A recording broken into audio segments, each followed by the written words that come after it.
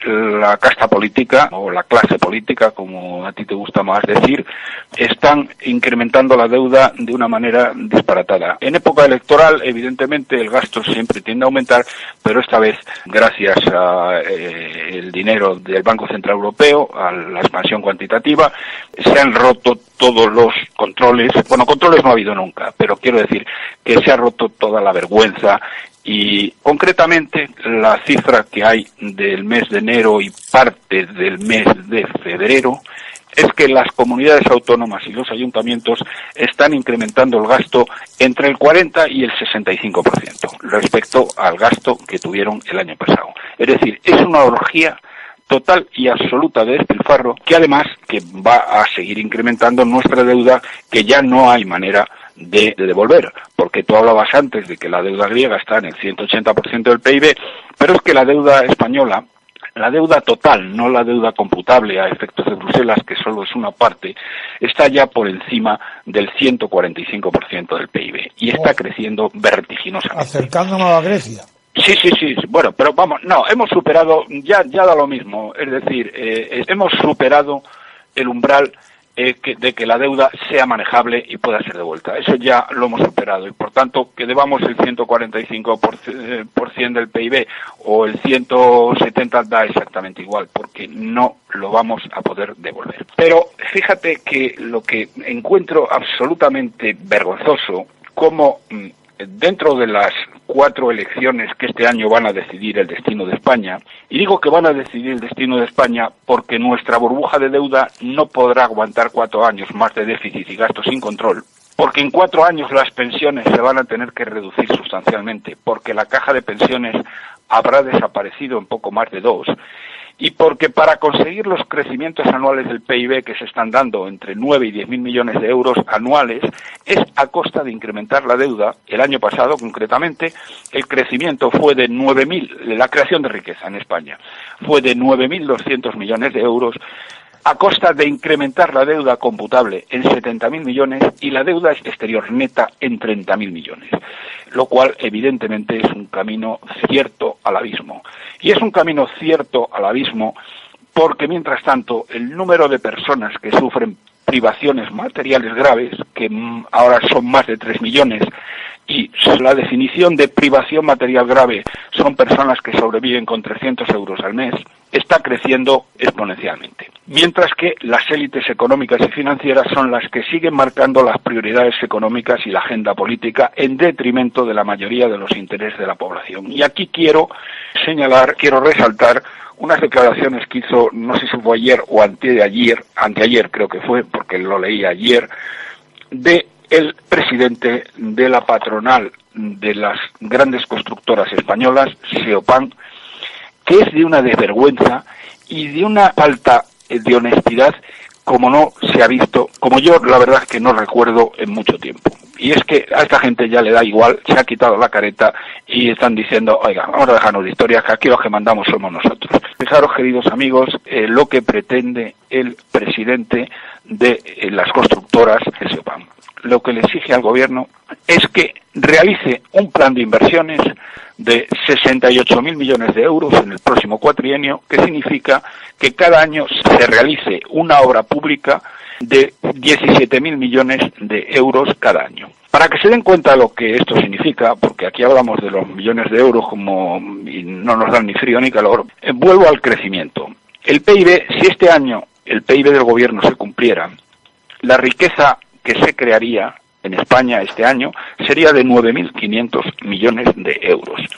Bien, lo que están pidiendo estos tíos, estos desvergonzados, o este desvergonzado en representación de los grandes capos de las constructoras, es ni más ni menos que toda la riqueza creada en España en los próximos 4 años. Se la queden ellos a través de la obra pública, pero no solamente eso, porque no se conforman con eso, no. Quieren que además esta cantidad se incremente a base de endeudar a la nación en un 70%. Es decir, que en vez de los, digamos, 9.500, 10.000 millones, vamos a poner que creciéramos de media en los próximos 4 años, ellos se lleven 17.000 millones. Fíjate Antonio, y fíjense ustedes, queridos oyentes, que hace como 2 o 3 semanas se publicó una cifra oficial en el sentido de que la obra pública ha venido costando en España un 25% más de lo debido. Debido a 2 causas, que son la falta de competencia por un lado y de la corrupción sistémica por otro. Es decir, que si esto fuera adelante, si este plan que propone el presidente de Siopan fuera adelante, significaría que los oligarcas de la construcción y sus amigos, los políticos corruptos que nos están gobernando, se llevarían con este plan 17.000 millones de euros directamente a su bolsillo, aunque el coste total, los 68.000 millones, iba a caer sobre nuestros hijos y nuestros nietos, porque esto no se puede pagar y vendría por el incremento de deuda que permite el QE del Banco Central Europeo. Pero es que ni siquiera este individuo es todo lo que pretende. Lo que pretende además es que se imponga un impuesto de peaje que supondría un robo adicional de 7.000 millones de año a los automovilistas españoles, un impuesto de peaje a las autovías, unas autovías, queridos amigos, querido Antonio, que hemos pagado muy por encima de su coste para cubrir los sobornos con nuestros impuestos para pagarles el desastre de sus autopistas, porque ellos lo que quieren es que con este dinero les paguemos el desastre de las radiales, el desastre de las inversiones que han realizado. Entonces, yo diría que una de dos: o este señor, el presidente Siopan, es un imbécil y le falta 2 tornillos, o quien manda en España, que son las élites financieras y del IBEX. Ante Rajoy no es de extrañar nada.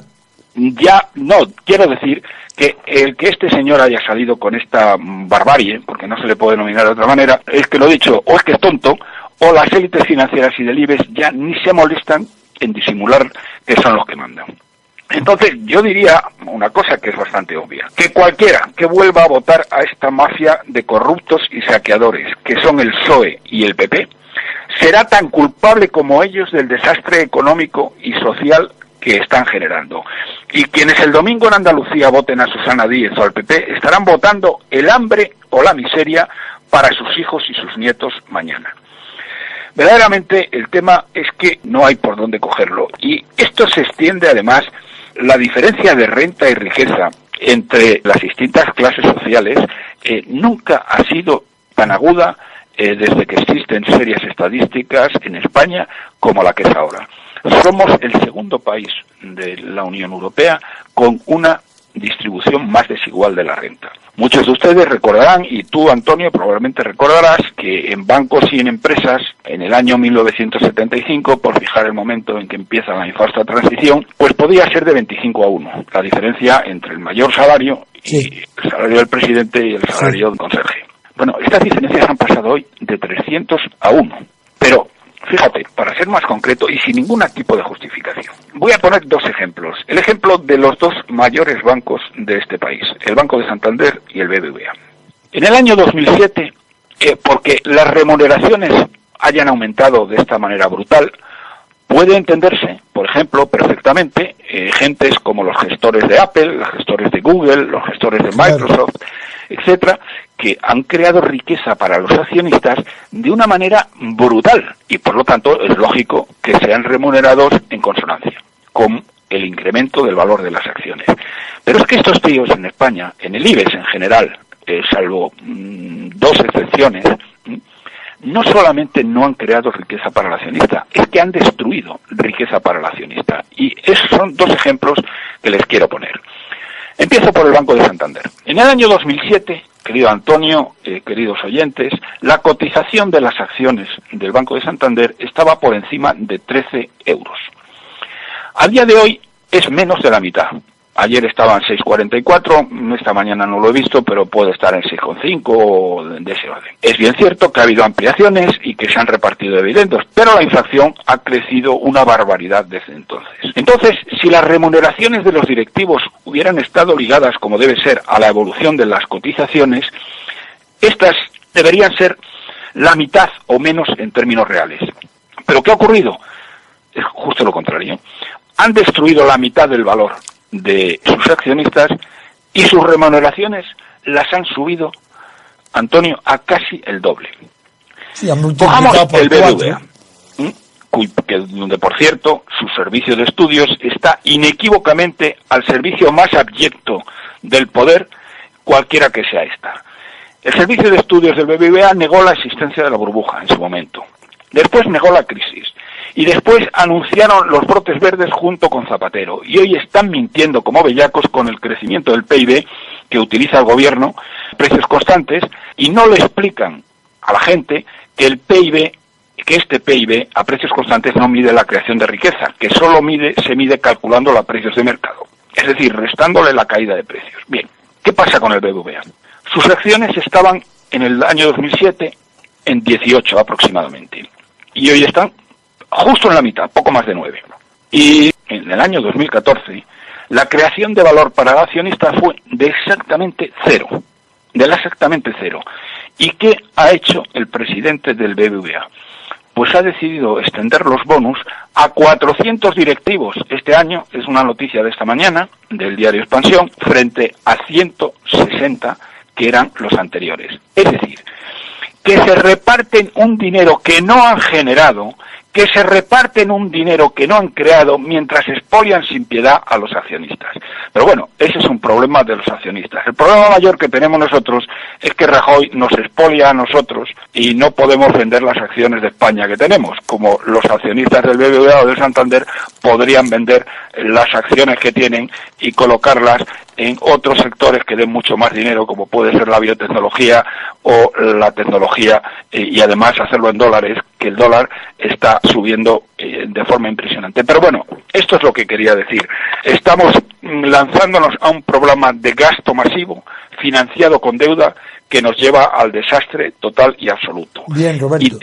No, pero como antes de empezar la emisión me diste un dato que me ha dejado no sorprendido, pero sí muy impresionado.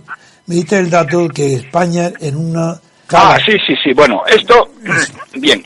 Porque es que interesa una barbaridad. Esto lleva... ¿Qué pasa con Venezuela y Grecia en comparación con España? Esto lleva a una cosa muy grande. Es decir, estas diferencias terribles de renta y riqueza llevan a una cifra que a mí me ha sorprendido muchísimo, y es que la agencia de noticias Bloomberg, que es la mayor agencia de noticias económicas mundial, acaba de publicar su propia lista de los 15 países que ellos definen como peores economías del mundo.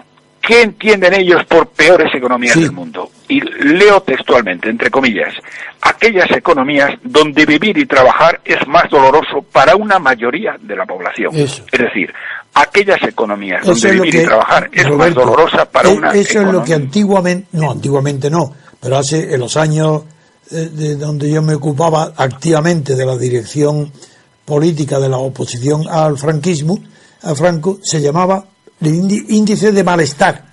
Frente al bienestar, el índice de malestar.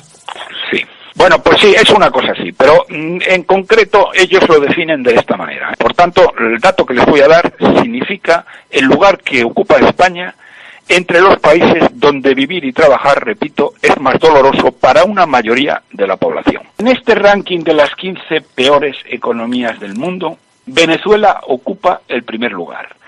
Y donde España, que como dice Rajoy, somos el ejemplo y la envidia del mundo, ocupamos, queridos amigos, el 6º lugar, por encima de Grecia, que ocupa el 7º lugar. Esto es el resumen final de a dónde nos ha llevado o a dónde nos lleva esta desastrosa distribución de la renta y la riqueza y este endeudamiento salvaje que va a lastrar el futuro de varias generaciones de españoles. Y creo que esto es lo más importante en un momento en que en la campaña electoral se está gastando el dinero como si fuera escombro. Muy bien, Roberto, gracias. Desde luego, esa cifra que da a mí me deja muy extrañado. Yo no me figuraba que ocupara ese lugar tan grande en lo que de verdad que se conoce en los barómetros de la política, pues en el índice de malestar. Que España esté el 6º lugar por la última de la cola en el mundo es algo verdaderamente impresionante, que está peor que Grecia y peor que Grecia, y un poco mejor que Venezuela, que a propósito bueno, no hay calificaciones, no sé si es un poco mejor o mucho mejor. Hablo del ranking. Pero, digamos, Venezuela ocupa el primer lugar, Ucrania está también entre estos y no recuerdo los otros. Pero bueno, esa es la situación.